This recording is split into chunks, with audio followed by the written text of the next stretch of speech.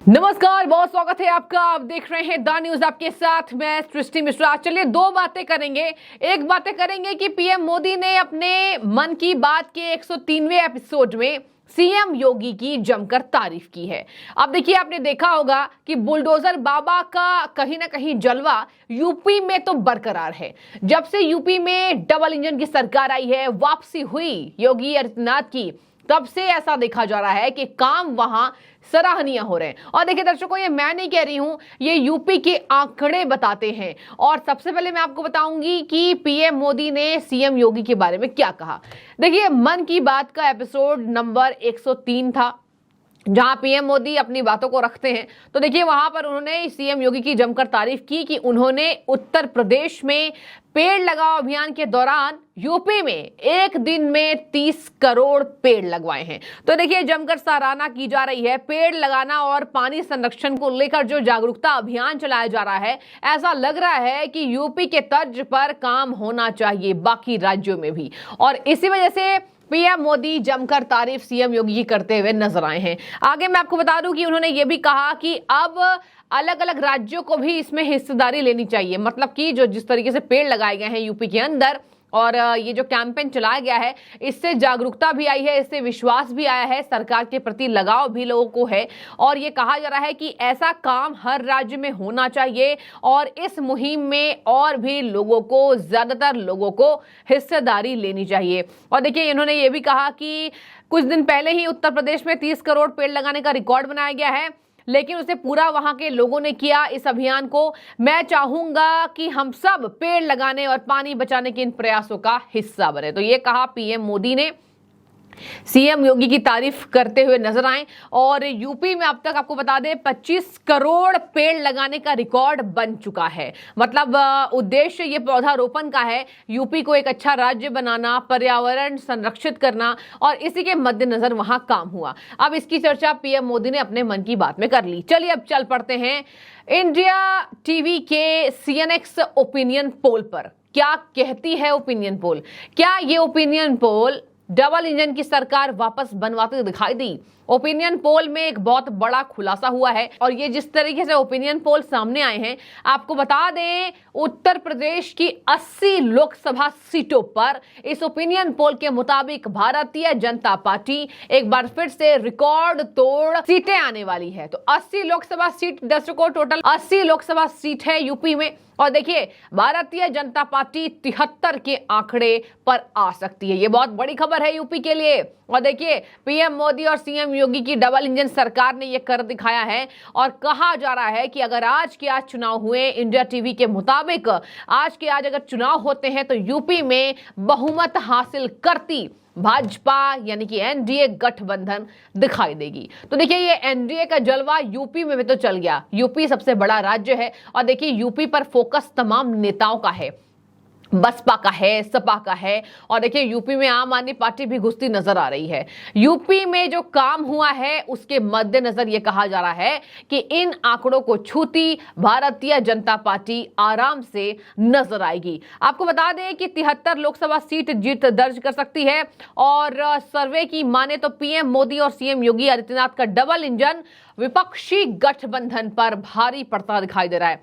27 विपक्षी दलों के ऊपर ये पीएम मोदी और सीएम योगी का डबल इंजन की सरकार भारी पड़ती दिखाई दे रही है। एनडीए गठबंधन INDIA से काफी ऊपर यूपी में, वो भी बात करें तो गठबंधन में किया जा रहा है कि ये INDIA जो विपक्षी पार्टी अपने आप को इंडिया कह रही है, वो केवल और केवल 7 सीटें जीत सकती है। मतलब देखिए, 73 तो इंडिया टीवी के मुताबिक भाजपा जीत रही है, तो बचा केवल 7। तो केवल 7 बचे इन सीटों पर इंडिया अपने आप को बोलने वाली INDIA गठबंधन जीत हासिल कर सकती है। चलिए थोड़ी बात कर लेते हैं समाजवादी पार्टी की। पिछले लोकसभा चुनाव में और आप कह लीजिए यूपी में जो विधानसभा चुनाव हुए, उसमें सुपड़ा साफ होता दिखाई दिया। बहुत कम सीटें आई समाजवादी पार्टी की। कभी अखिलेश यादव मुख्यमंत्री थे यूपी के, लेकिन अब जड़ से उखाड़ फेंकने का काम सीएम योगी आदित्यनाथ ने कर दिया है। दर्शकों, आपको बता दें कि पोल के अनुमान में कहा जा रहा है कि एक तो पहले बीजेपी को 73 सीटें, बाकी में लोकसभा सीटों पर जो बचे हुए सीट हैं उसमें विपक्षी दल की सीटें आ सकती है, जिसमें अगर बात करें तो एसपी बीएसपी 8 सीट जीत सकती है। मतलब देखिए अब यहां पर कहा जा रहा है कि कितना विपक्ष का बुरा हाल है, ये मैं आपको एक बार सीटों के आंकड़ों से बता देती हूं। यहां पे कहा जा रहा है कि उत्तर प्रदेश में 9 लोकसभा सीटें ज्यादा जो है वो एनडीए जीत सकती है, जहां बसपा का खाता खुलने की संभावना है ही नहीं। मतलब बहुजन समाज पार्टी का खाता नहीं खुलना है इंडिया टीवी के मुताबिक।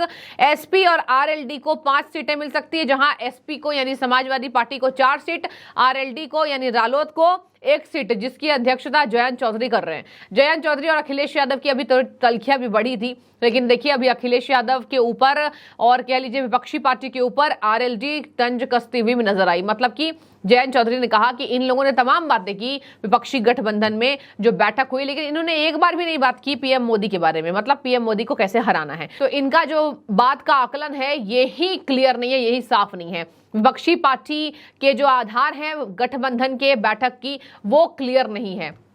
पीएम मोदी के बारे में ये लोग बात नहीं कर रहे हैं। तो देखिए रालोद पहले से ही खफा नजर आ रही है।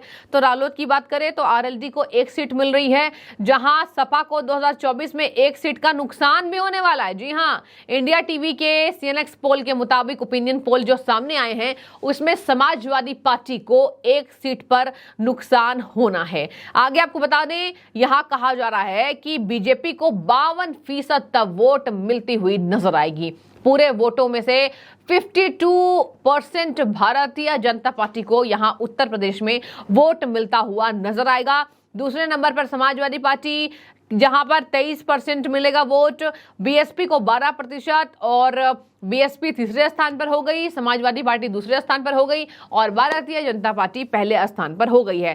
कांग्रेस की दर्शकों बात करें केवल 4% वोट कांग्रेस पार्टी को मिल सकते हैं। तो देखिए यहाँ पर मायावती को भी कहीं ना कहीं थोड़ा डेंट पड़ता दिखाई दे रहा है, लेकिन अगर वो अपने परिणाम बेहतर करवाने की कोशिश करेंगी तो काम और बेहतर करना होगा। मायावती अभी विपक्षी गठबंधन से पूरी दूर हैं, ऐलान कर दिया कि मैं नहीं लड़ूंगी। इसके साथ साथ नए संसद भवन के भी उद्घाटन पर भारतीय जनता पार्टी और केंद्र सरकार का सपोर्ट करती नजर आई और कहा मैं बधाई देती हूं, हालांकि मैं जा नहीं सकती। तो देखिए विपक्षी गठबंधन से मायावती अभी काफी दूर है और मायावती को पता है कि शायद ये गठबंधन हताशा का गठबंधन है, निराशा का गठबंधन है। इसी वजह से वहां पर शामिल ना होना मायावती ने सूझबूझ दिखाई है। और देखिए देखने वाली बात होगी कि अकेले रहकर भी जो लड़ाई लड़ने वाली है मायावती, कितना ज्यादा उनको फायदा मिलता है इससे, कितना ज्यादा नुकसान होता है। चलिए चल पड़ते हैं। अब आपको बता दें कि 2019 से भी बड़ी जीत ये भारतीय जनता पार्टी और योगी आदित्यनाथ पीएम मोदी की डबल इंजन सरकार को मिलती हुई दिखाई देगी, जहां पर 2019 से भी ये बड़ी जीत होगी इस बार के लोकसभा चुनाव में। और दर्शकों इसी बार के लोकसभा चुनाव में INDIA का गठबंधन हुआ है। तमाम बातें, अविश्वास प्रस्ताव, दिल्ली अध्यादेश, मणिपुर मामला और देखिए ये तमाम मुद्दे संसद के कार्रवाई को ठप करा रहे हैं। इन बीच में से ये ओपिनियन पोल आना ये बता रहा है, ये दिखा रहा है कि बीजेपी का अभी कैडर मजबूत है, कोई डेंट नहीं पड़ा इन विपक्ष के हंगामे से, क्योंकि जनता सब कुछ जान रही है। जनता जानती है कि काम कौन कर रहा है। यूपी में जो काम हो रहा है वो विकास की अलग गाथा लिख रहा है, उसको कोई भी पार्टी नकार नहीं सकती है।